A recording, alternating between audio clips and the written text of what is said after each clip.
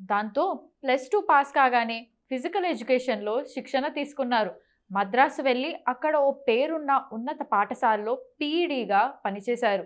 అక్కడ ఆయనను కుల వివక్ష కలిచివేసింది. ఆ సమయంలోనే భవిష్యత్తులో కులమన్న మాట లేకుండా ఉండే పాఠశాలలో పనిచేయాలని భావించారు. ఆ పాఠశాల నుండి బయటకు వచ్చాక సినిమా రంగంలో అవకాశాల కోసం ప్రయత్నించసాగారు.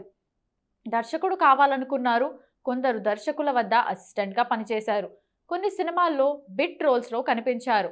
అలా సాగుతున్న భక్తవత్సల నాయుడు జీవితాన్ని దాసరి నారాయణరావు రూపొందించిన 'స్వర్గం నరకం' చిత్రం మలుపు తిప్పింది.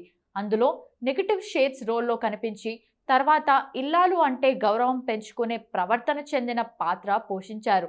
ఆ సినిమాతోనే భక్తవత్సల నాయుడు కాస్త మోహన్ బాబుగా పరిచయమయ్యారు.